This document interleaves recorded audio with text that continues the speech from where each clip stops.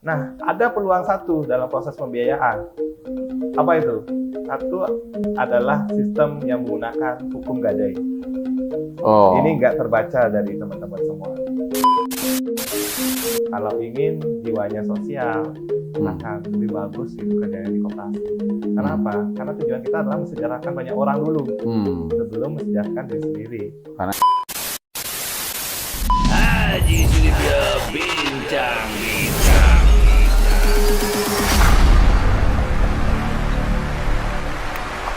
Om Swastiastu. Om Ketemu lagi dengan Haji Sudibyo Bincang-Bincang.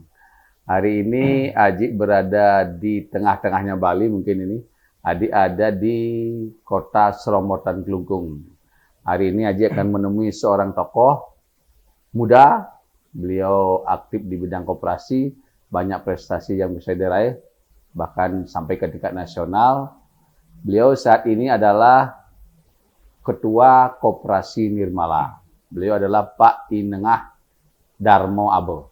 Om Swastiastu, Pak Inengah. Swastiastu, Haji. Pemirsa Haji Sudibyo Bincang-Bincang dimanapun berada, semoga kalian selalu sehat dan berbahagia. Kali ini Haji akan membahas sedikit tentang bagaimana pengembangan koperasi di daerah Kelungkung dan apa saja kiat yang dilakukan untuk menghadapi berbagai tekanan yang ada di tengah masyarakat. Pak Inengah mungkin bisa jelaskan sedikit seperti apa kondisi perkoperasian di Kelungkung ini, Pak Inengah? Iya, terima kasih Haji. Sebelumnya sudah hadir di Koperasi Nirmala. Nah, jadi berkaitan dengan kalau menyinggung koperasi di daerah Kabupaten Kelungkung, memang kita sama-sama ketahui ya, 2 tahun terakhir kita akan mengalami bencana ya, COVID-19. Jadi hadirnya COVID-19 kita memang benar-benar terpukul sekali dengan menjalankan bisnis di masing-masing koperasi. Nah, sekarang masing-masing koperasi itu memiliki inovasi yang berbeda dari yang lain. Misalnya nih, saya ngomongin koperasi di sini ya, Koperasi Nirmala.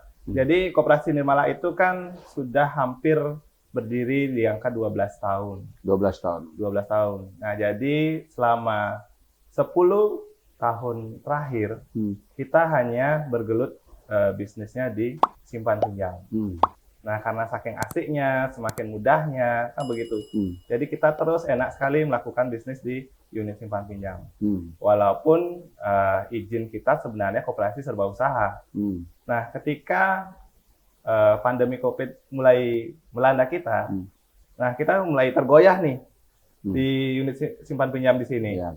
Pembayaran kewajiban juga sudah mulai ada kendala dari para anggota kita kan, karena mayoritas anggota kita bergerak dalam bisnis pariwisata.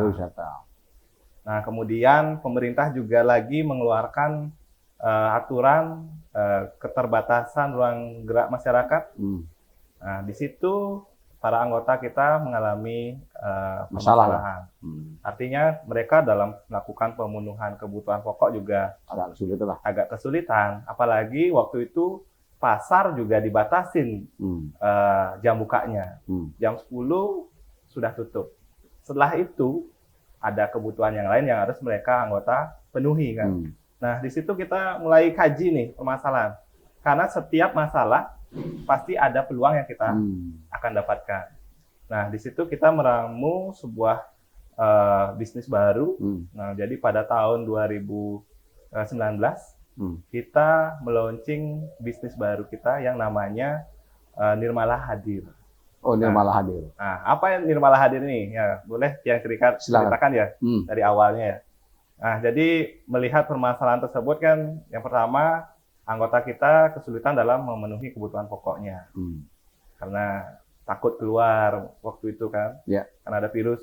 Kemudian yang kedua nih, masyarakat kita atau anggota kita yang memiliki usaha, itu omsetnya turun, Pak. Yang memiliki perdagangan sih, yang pada intinya. Nah, omsetnya turun. Nah, gimana caranya kita bisa membantu antara anggota kita yang memiliki usaha, melakukan penjualan barang atau jasa, dan kita bisa memenuhi anggota kita yang butuh kebutuhan yang sehari-hari. Nah, kita dirikanlah Nirmala Hadir. Nirmala Hadir di sini dalam menangani fokus Nirmala Hadir ini apa, Pak? Kita launching bisnis yang namanya e-commerce. E-commerce. Nah, kita bikin aplikasi. Nah, aplikasi tersebut bisa di-download di Google Play Store. Oh. Nah, itu kita pakai kantornya di Desa Kamasan, Jalan Krisna. Nah, staff kita juga sudah ada di sana dan dengan adanya Berarti bisnis Nirmala tersebut, Hadir satu unit tersendiri dia. ya tersendiri. Tapi unitnya Nirmala juga. Nirmala Nah, juga. dengan adanya unit ini kita yang pertama bisa membuka lapangan pekerjaan.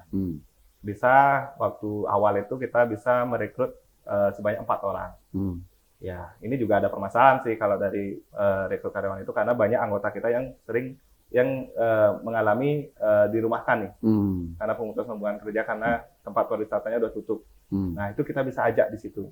Nah, dalam pelayanan ini adalah setiap anggota yang memiliki usaha perdagangan barang atau jasa, kita masukkan di satu aplikasi. Nah, aplikasi ini karena kita sudah memiliki anggota kan sebagai pasar utama kita, para anggota kita wajibkan untuk melakukan download aplikasi. Nah, jadi dari anggota masing-masing dalam pemenuhan kebutuhan dia tinggal klik saja. Karena di aplikasi itu kita udah lengkap. Foto barangnya ada, jumlah stoknya juga berapa, harganya berapa, kan gitu. Kemudian cara pembayarannya juga lebih gampang dengan melakukan. Tapi ketika ini banking. dilakukan, kira-kira respon seperti apa? Ini suatu produk yang baru karena seperti Haji ketahui memang kebanyakan anggota koperasi itu biasanya mereka masih bersifat tradisional, belum betul. kepada yang namanya era digital seperti sekarang. Bagaimana itu meyakinkan itu? Ya, betul. Ini juga permasalahan di awal kita melakukan launching ini. Karena kita ketahui kan, orang milenial masih dikalahkan sama orang yang tua-tua ya. Karena yang menjadi anggota kan yang tua-tua biasanya. Ya, betul. Nah, jadi kita di koperasi, kita juga tanam ke teman-teman staf kita untuk melakukan edukasi kepada anggota kita. Ayo, anggota kita masa sih nggak punya HP Android saat ini kan? Nah, Android itu kita ajarin nih. Apa yang Bapak Ibu butuhkan, misalnya beras, kemudian gas LPG, ajarin dia cara melakukan orderan. Kita melakukan kunjungan, kita ajarin juga melakukan itu. Nah, seketika datang barangnya, dikirim sama kurir kami, kita memiliki kurir sendiri di Nirmala. Iya, kita memiliki kurir sendiri. Nah, barangnya itu datang. Dan ketika barang itu datang, langsung dipasangin lagi. Kalau misalnya dia melakukan order gas LPG, langsung dipasang. Nah, ketika itu anggota sudah merasa, wah, ini yang manfaatnya ikut anggota koperasi Nirmala. Jadi pelayanan juga bagus, kemudian harga lebih bersaing. Dan juga anggota yang punya usaha bisa terbantu kan gitu? Iya, jadi para anggota kita yang memiliki usaha, kita daftarin nih, kita masukin di aplikasi kita. Baik itu dia melakukan perdagangan barang dan jasa. Jasa itu biasanya ya tukang AC nih, ada anggota kita yang tukang AC. Nah, jasanya itu kita pasang di sana. Jadi para anggota juga kita informasikan kalau misalnya butuh sesuatu apapun itu, cari di aplikasi kita. Karena kita bikin mall di dalam HP. Nah, kira-kira dalam berapa tahun ini mungkin udah hampir 2 tahun lebih ya? Iya, hampir 2 tahun. Malah hadir ini. Nah, kira-kira bagaimana ininya? Bagaimana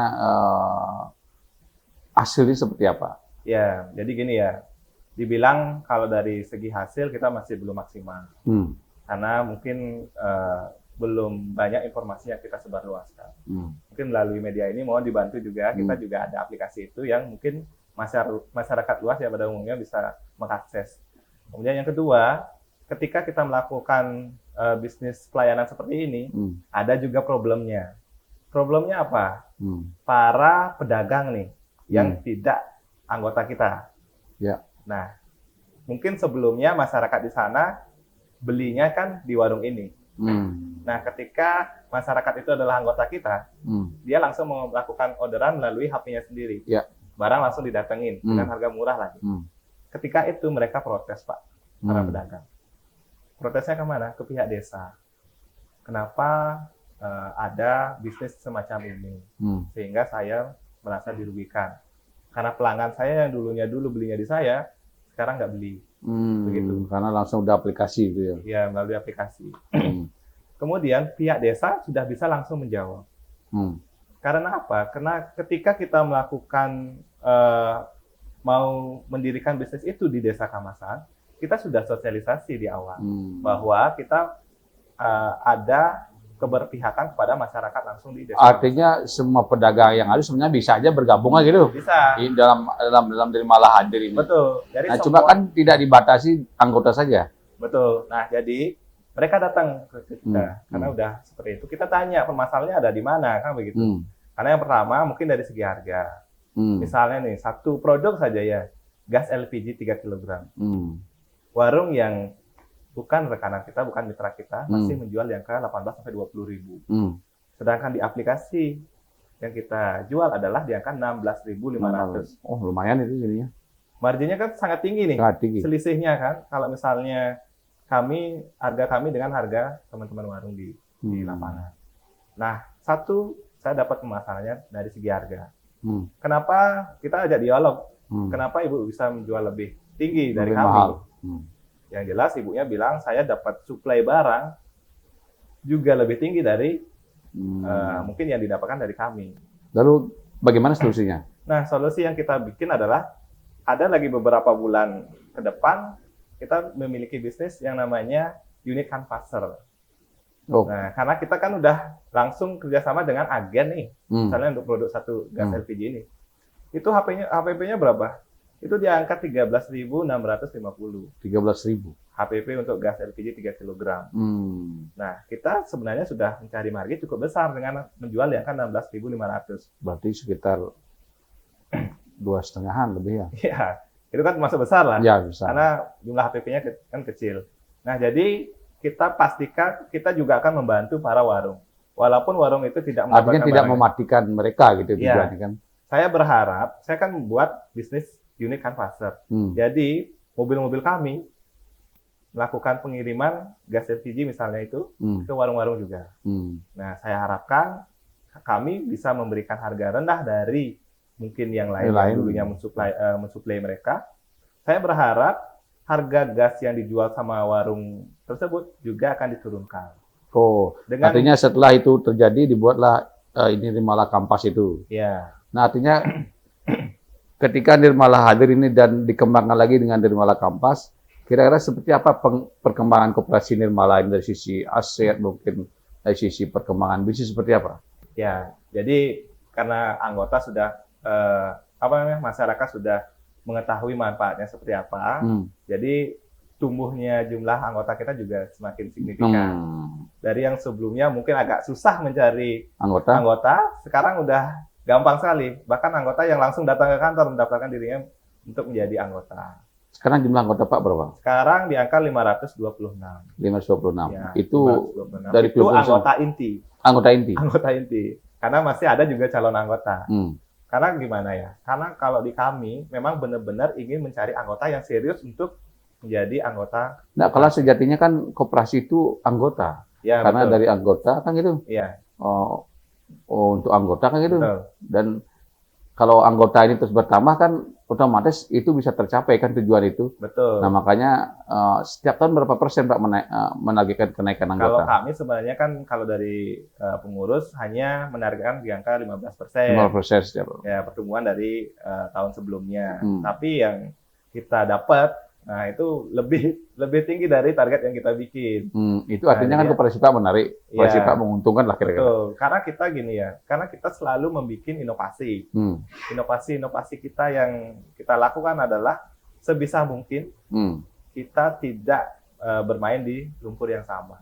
Misalnya nih, artinya berusaha membuat usaha yang berbeda berarti Pak? Ya, betul. Kita bikin unik sendiri kalau di kami. Kemudian itu yang inovasi nomor 3, kita bikin yang namanya Nirmala Canvasser. Itu untuk melakukan pelayanan kebutuhan para warung-warung. Kemudian yang ketiga, yang keempat, kita bikin inovasi yang namanya bisnis produksi, Pak. Oh, apa itu, Pak? Bisnis produksi es tub. Oh, ini SS ini yang saya lihat di bawah tadi itu ada ininya, Pak ya? Itu ada berapa ini, Pak? Berapa unit untuk ngirim-ngirim itu, Pak? Ya, jadi gini ya, Pak ya. Saya ceritakan dari awal lagi ya untuk esnya ini. Kita sebelumnya, saya sendiri Pak, karena lebih sering di lapangan, ketika itu saya sempat beli makanan di salah satu warung makan yang dimiliki oleh anggota.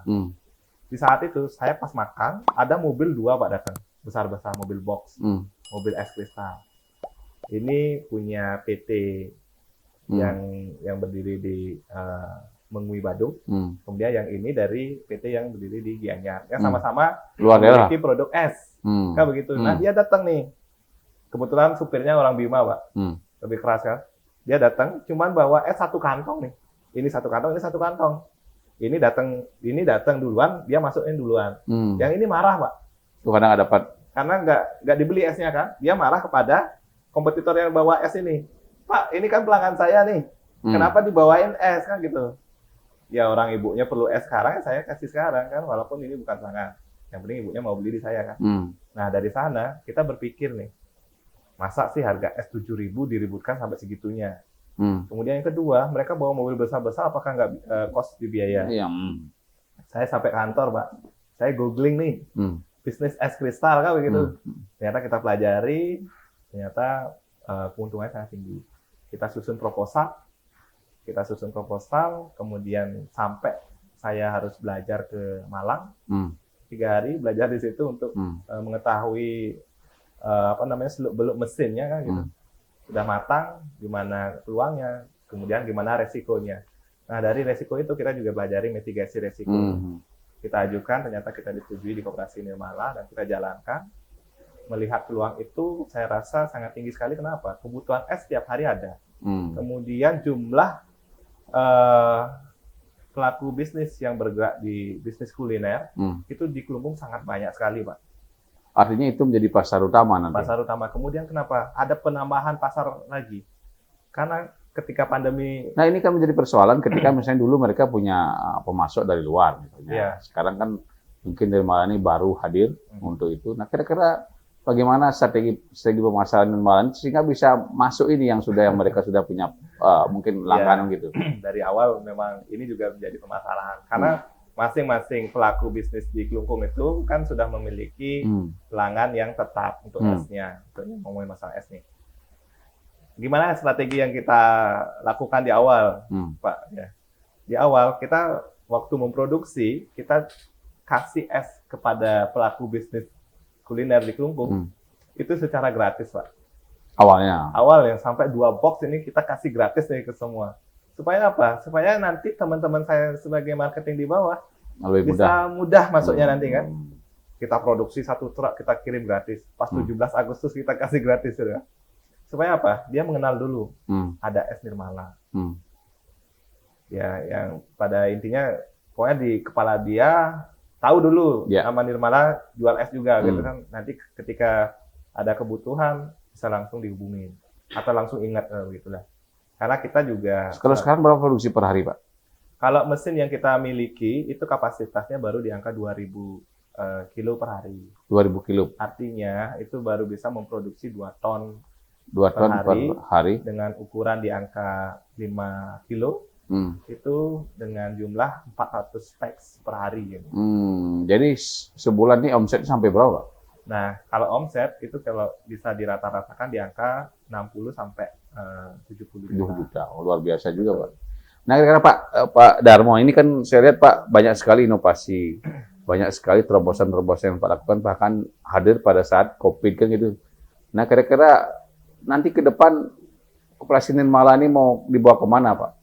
Karena kan masih ada ruang yang cukup mungkin Pak untuk olah ini karena mungkin dari segi peningkatan aset yang lain itu mungkin Pak bisa kejar ini sehingga dengan pengembangan unit lain ini kan mendukung ini kan Pak. Ketika dana banyak Pak bisa mengembangkan juga untuk usaha-usaha yang lebih besar lagi mungkin ke depan Pak. Iya betul. Jadi gimana ya? Kita dipacu terus nih, dipacu terus untuk tumbuh. Itu kemarin kita juga sudah melakukan inovasi baru lagi. Ini boleh saya kasih tahu lagi dalam proses inovasi di unit simpan pinjam. Di unit simpan pinjam, kalau simpan itu kan kami nggak ada masalah. Apalagi sekarang kita masih idle ya, idle sekali. Kemudian yang masalah ini adalah di pinjaman.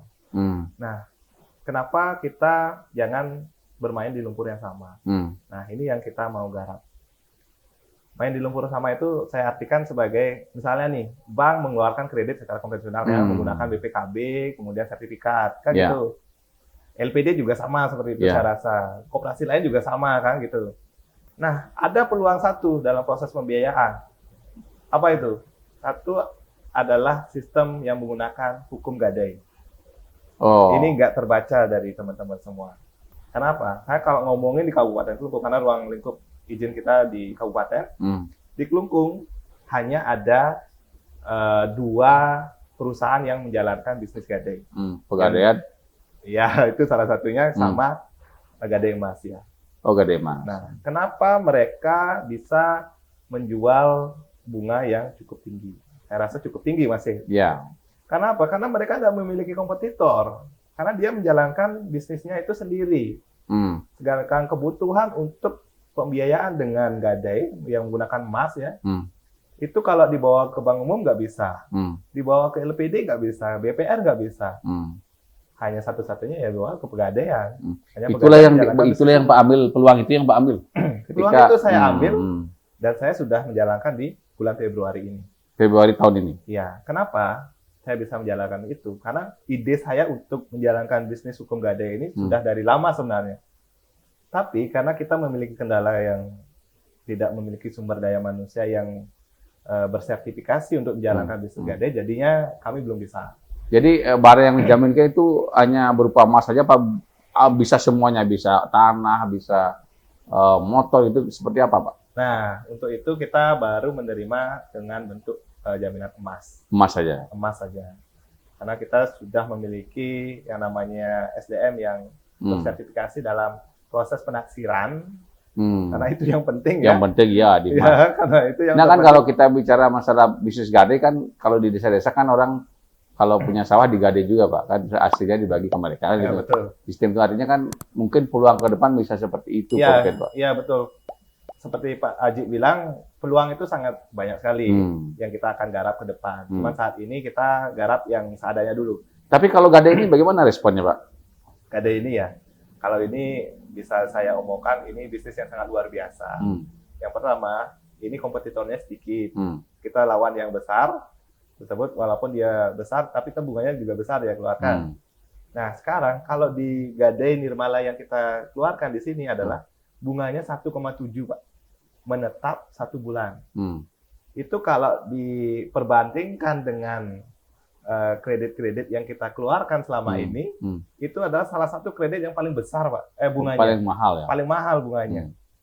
Tapi karena ini terkait dengan kebutuhan, Pak ya. Ya, tapi saya lihat juga, Pak, kalau di bisnis gadai ini kan, Pak, saya lihat Pak kan mungkin melihat lebih amannya, Pak. Ya, sangat aman saya bilang kan, karena Pak benar. karena punya ahli penaksir yang hebat kan, kemungkinan dapat nilai yang kecil itu kan sudah dipertimbangkan dari awal. Iya, betul.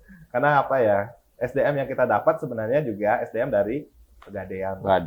Nah, jadi saya berterima kasih ke pihak Pegadaian karena sudah mendidik orang-orang yang luar biasa sehingga bisa melakukan pengembangan diri di koperasi kami, Koperasi Nirmala. Jadi orang Pegadaian lah juga berperan di sini.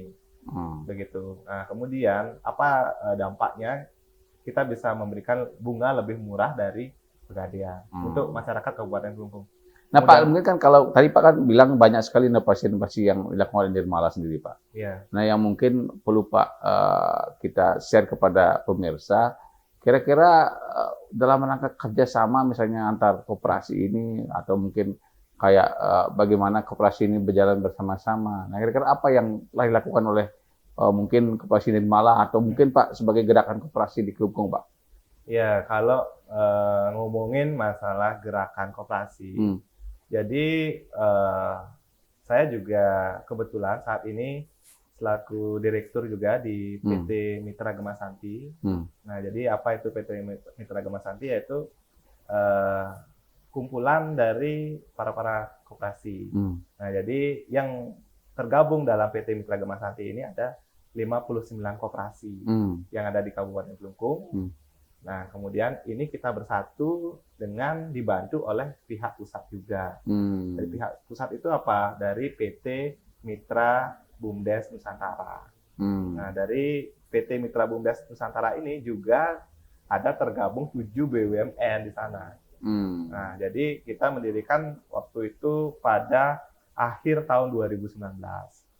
Apa tujuannya di situ adalah menghimpun diri supaya bisa berkembang lebih lebih Kerjasama gampang. ini nanti difokuskan kemana Pak ini, Mas? Nah, kita 2 tahun terakhir ini masih proses melakukan perdagangan. Perdagangan. Nah, sekarang saat ini kita lagi proses membuat suatu gebrakan inovasi. Jadi yang memfokuskan diri dalam bisnis retail. Oh, apa benderanya nanti Pak itu? Benderanya ya namanya PT Mitra Gemasanti. Cuman kita akan teruskan. Ini ya kita cerita ya. Permasalahan yang kita temui saat ini adalah banyaknya pasar berjaring yang sudah mulai masuk ke daerah kita. Nah, membuat para pelaku bisnis yang menjalankan bisnis retail di Kabupaten Kelungkung ini merasa terhimpit, tersaingi. Jadi kemarin-kemarin itu koperasi-koperasi kita yang bergerak dalam bisnis retail itu masih berjalan sendiri-sendiri, sehingga permasalahan banyak terjadi. Yang pertama apa? Dari segi harga. Harga yang mereka dapat dari para distributor masih mahal. Kenapa mahal? Karena mereka kebutuhannya sedikit. Hanya 1 outlet saja. Begitu. Karena di harga itu kan ada bervariasi harga ya. Karena dari harga retail, harga wholesaler, sampai harga star outlet. Gimana caranya menyentuh harga star outlet? Yaitu dari jumlah kuantiti yang kita ambil barangnya dong. Gitu. Artinya dengan bergabung bisa lebih banyak mengambil barang gitu maksudnya Pak? Berarti kemudian, modalnya ditingkatkan lagi itu untuk bisa seperti itu. Ya, kemudian ini ya, itu yang pertama. Kemudian yang kedua, ketika dia mau mencari harga yang baik, harga yang kecil, dia kan harus mencari kuantiti yang banyak ya, harus order barang banyak. Sedangkan outletnya itu outlet kecil, paling cuma 1 produk itu bisa memajang di angka 20 pieces saja. Untuk mencari harga yang baik dia kan harus order banyak barang. Nah, ketika order banyak barang, mereka akan membuat gudang. Jadi itu juga adalah salah satu cost ya yang dia keluarkan. Kemudian ketika barang itu dimasukkan ke gudang, modal akan tertanam. Karena duit akan tertanam di gudang. Artinya tidak bisa melakukan pemuteran. Gitu. Itu masalah kedua. Kemudian yang ketiga, permasalahannya adalah koperasi yang masih menjalankan bisnis retail dengan cara sendiri, dia disibukkan dengan menghubungi para sales-sales. Ketika produk Wings habis, dia nelpon sales Wings. Kemudian produk Nestle habis, dia telepon sales Nestle. Kan begitu. Dan begitu yang lainnya.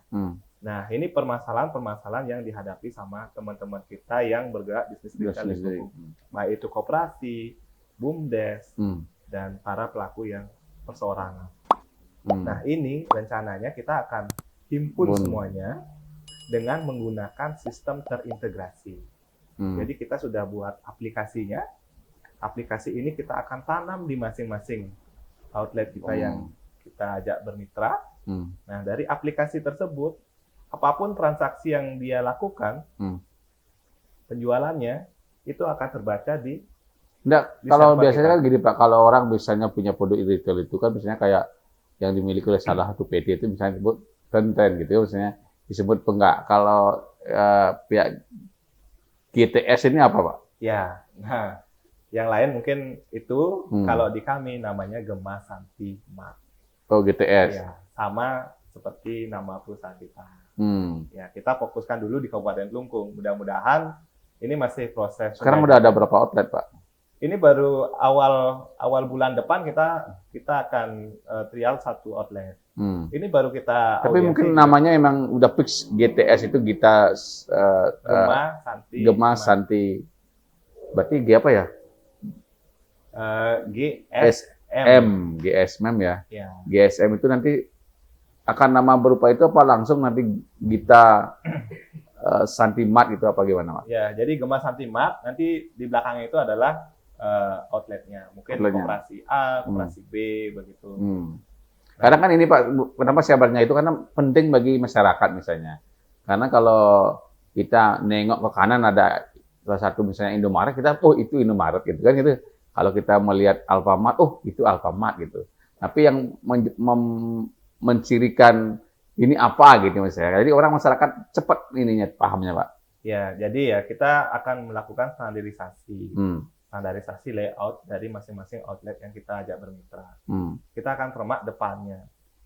Jadi gini, kita supervisi dalam hal SDM, kemudian supervisi masalah pelayanan. Dan juga penampilan. Kenapa? Karena salah satu yang membuat omset naik adalah penampilan. Sama dengan orang manusia, kalau kita mau, misalnya kalau kita jomblo nih, kalau nggak mau payas kan, orang nggak mau deket nih. Nggak mau menarik ya, Pak? Kita harus mau payas dulu. Begitu juga dengan outlet. Outlet itu harus dipermak dulu. Kita harus memiliki standarisasi kebersihan dan warna, kemudian penampilan, gitu. Kita juga sudah ada konsep itu. Nanti itu kita akan terapkan. Jadi setiap orang yang lewat melihat ciri khas outlet kita, oh ini Gemasan Timbang. Ya, Gitu. ya. Pak Darmo, mungkin ini sesuatu yang mungkin yang menarik juga bagi saya, misalnya gini. Pak, kan kalau Pak Darmo ini kan orang muda, Pak. Artinya umur mungkin belum di atas 40, Pak ya. Iya, Masih umur saya masih di angka 32. 32. Jadi kan orang kalau orang kan saya lihat sejumlah ketua koperasi itu kan semuanya sudah umurnya di atas 40, 50 gitu lah, Pak. Artinya kan Pak sebagai orang muda mau bergerak di koperasi. Sebenarnya apa sih yang mendasari Pak itu kenapa mau ikut menggerakkan koperasi dengan menjadi pengurus langsung, Pak? Apa yang mungkin menjadi dasarnya, Pak? Jadi gini ya, kalau di koperasi itu saya udah berkecimpung hampir 12 tahun. 12 tahun. 12 tahun. Berarti itu umur baru tamat SMA waktu itu. Oh, SMA udah langsung. Ya, baru tamat SMA saya udah langsung berkecimpung di koperasi. Cuman saya selalu nyambi, Pak. Saya tidak selalu di koperasi karena apa? Karena dulu waktu itu saya langsung kuliah, saya tapi tetap jalankan koperasi. Kemudian saya selesai kuliah, saya coba belajar di perbankan.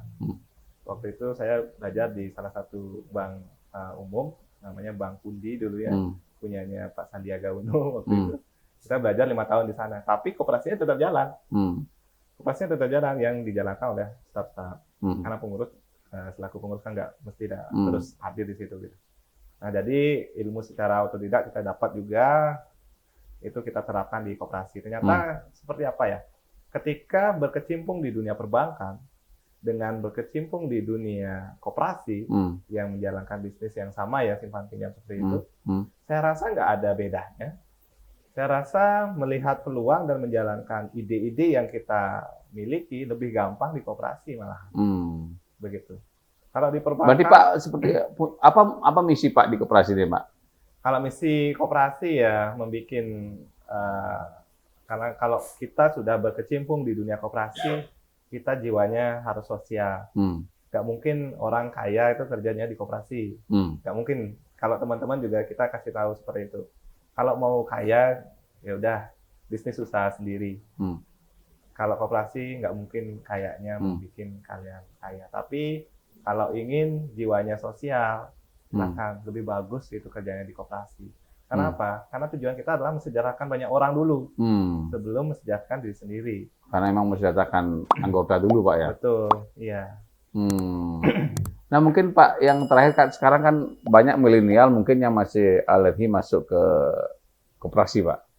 Jadi apakah menjadi anggota, apakah menjadi pengurus. Nah sekarang kan sebenarnya eranya milenial itu masuk koperasi karena sekarang eranya era digital kan gitu, dan kebanyakan koperasi sudah beralih ke era digital misalnya seperti itu. Nah apa yang mungkin Pak bisa bagi kepada para milenial ini sehingga mereka tertarik untuk ikut koperasi, Pak? Ya, jadi gini, teman-teman milenial yang saya cintai, ya. Jadi di koperasi itu jumlah karyawannya saat ini di angka 31 orang. Semuanya itu milenial, Pak. Tidak ada umurnya di atas 35, kayaknya nggak ada. Ya, masih di angka 35 ke bawah. Itu karena kenapa? Karena koperasi itu kita bisa terapkan bisnis kekinian nih. Ya, apapun bisnis-bisnis yang notabene orang muda lakukan, itu bisa diterapkan di koperasi. Apalagi sekarang koperasi yang kita jalankan adalah koperasi yang digitalisasi.